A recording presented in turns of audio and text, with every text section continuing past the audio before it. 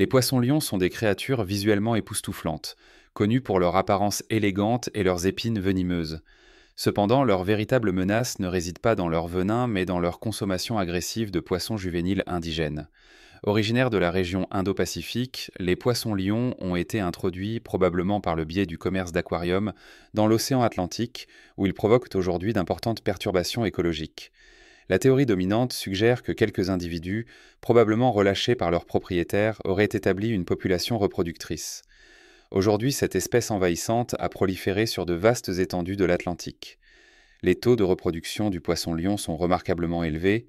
Il atteint sa maturité sexuelle dès 6 mois à 1 an, contrairement aux poissons indigènes qui peuvent mettre 3 à 5 ans. De plus, le poisson-lion peut pondre jusqu'à 30 000 œufs 1 à 2 fois par mois. Dans leur nouvel environnement atlantique, ils sont confrontés à peu de prédateurs naturels et ne manifestent aucune peur, probablement grâce à leur mécanisme de défense venimeux. Ce problème est aggravé par ce que les scientifiques appellent la naïveté des proies. Les jeunes poissons locaux ne reconnaissent pas les poissons-lions comme des prédateurs et peuvent même les considérer comme un abri. Cette dynamique a fait du poisson-lion une espèce extrêmement destructrice au sein des écosystèmes récifaux atlantiques. Aux Bermudes, le problème est particulièrement critique. Les récifs coralliens jouent un rôle essentiel dans la protection de l'île contre les tempêtes et l'énergie des vagues. Ces systèmes récifaux dépendent des poissons brouteurs indigènes pour maintenir la santé des coraux. À mesure que les poissons-lions supplantent et consomment ces brouteurs indigènes, la santé du récif décline. L'effondrement du système récifal pourrait être catastrophique pour la biodiversité marine et la protection du littoral de l'île. Pour lutter contre cette menace croissante, les Bermudes ont mis en place un programme d'abattage ciblé des rascasses volantes. Les plongeurs titulaires de permis spécialisés sont autorisés à chasser les rascasses volantes à l'aide d'équipements réglementés, notamment des harpons de 1,50 munis de pointes paralysantes à 3 pointes barbelées. Ces outils sont conçus pour empaler les rascasses volantes efficacement et sans cruauté, tout en les empêchant de glisser. Des drapeaux de plongée spéciaux signalent qu'une entreprise chasse activement le poisson-lion, alertant ainsi les autres pêcheurs de la zone. Ces drapeaux arborent le symbole traditionnel du plongeur rouge et blanc ainsi qu'un emblème de poisson-lion. La réglementation de la pêche aux Bermudes étant stricte, une exemption spéciale a été créée pour permettre aux pêcheurs de poissons-lions agréés de ne vendre que des poissons-lions aux restaurants locaux. Cela leur permet d'éviter toute concurrence avec les pêcheurs traditionnels ciblant d'autres espèces. L'éducation joue un rôle essentiel dans cet effort. Des instructeurs locaux ont formé plus de 500 étudiants aux techniques de capture des poissons-lions, notamment à l'utilisation de harpons. Ces plongeurs expérimentés contribuent au contrôle des populations de poissons-lions et aux efforts de recherche et de surveillance. En un seul mois, jusqu'à 800 poissons-lions pourraient être capturés dans les eaux bermudiennes. La manipulation du poisson-lion exige une extrême prudence. Ses épines dorsales, anales et pelviennes contiennent du venin qui peut provoquer des piqûres douloureuses. Ces épines sont à la fois acérées et maniables, l'épine dorsale étant particulièrement dangereuse en raison de sa dextérité. Les piqûres surviennent souvent lors de la manipulation, notamment lors du placement du poisson dans les seaux de collecte. L'initiative d'abattage est née après que des observations préliminaires ont révélé l'impact écologique considérable du poisson-lion. Un plongeur local, ayant grandi aux Bermudes et collaboré avec l'aquarium de l'île, a constaté un déclin important des populations de poissons indigènes sur les récifs où le poisson-lion était apparu. Ces observations ont motivé le développement du programme d'abattage du poisson-lion aux Bermudes, l'un des premiers du genre visant à contrôler la population de cette espèce envahissante par une intervention humaine directe.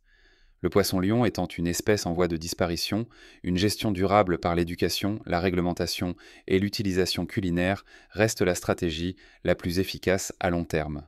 Les restaurants locaux proposent désormais des plats à base de poisson-lion, transformant ainsi une menace écologique en opportunité culinaire et offrant une façon unique de protéger les récifs de l'Atlantique.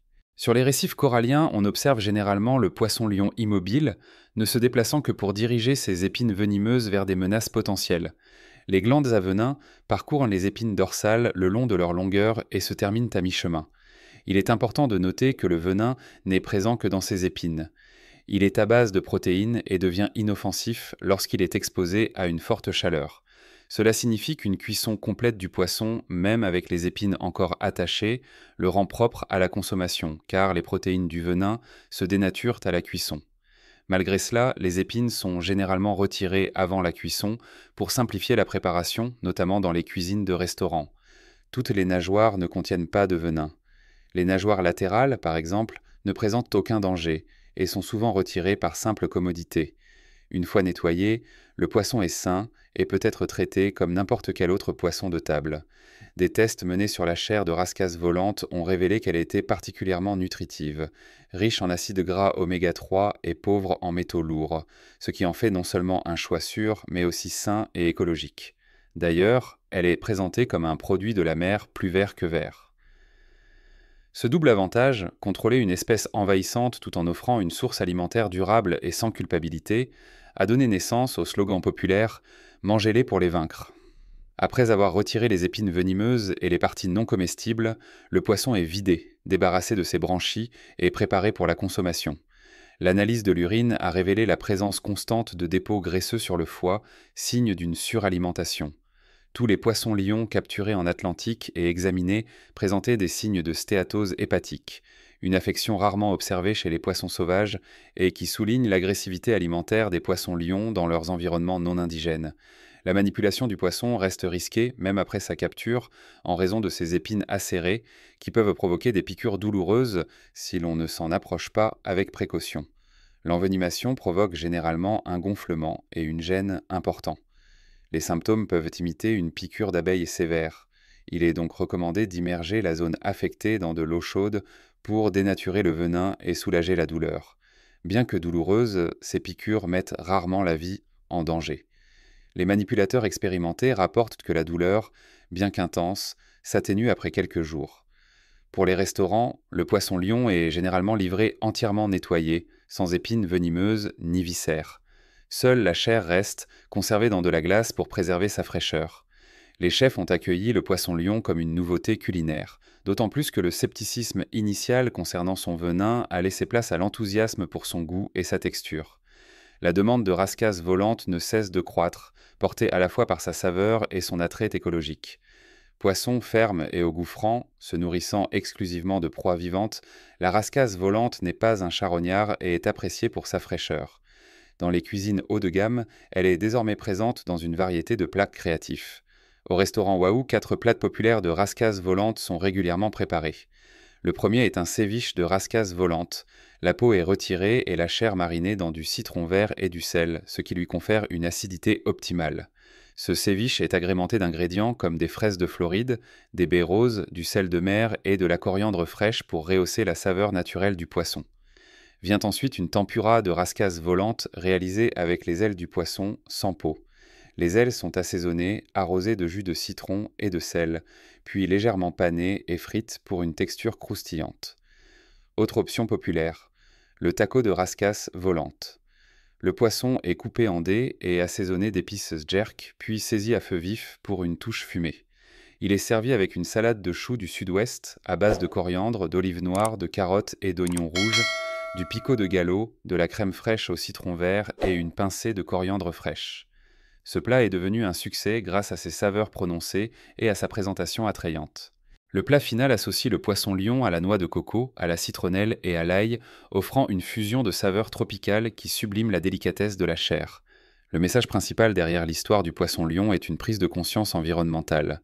La crise actuelle a été déclenchée par inadvertance par l'homme, probablement parce que les propriétaires d'animaux domestiques ont relâché des poissons-lions dans la nature au lieu de les adopter ou de les éliminer de manière responsable. Si cette introduction a causé de graves dommages écologiques, elle a également créé une opportunité unique. Contrôler une espèce envahissante en la promouvant comme source alimentaire durable. En capturant et en consommant des poissons-lions, les humains peuvent contribuer directement à atténuer les dommages causés aux écosystèmes récifaux indigènes.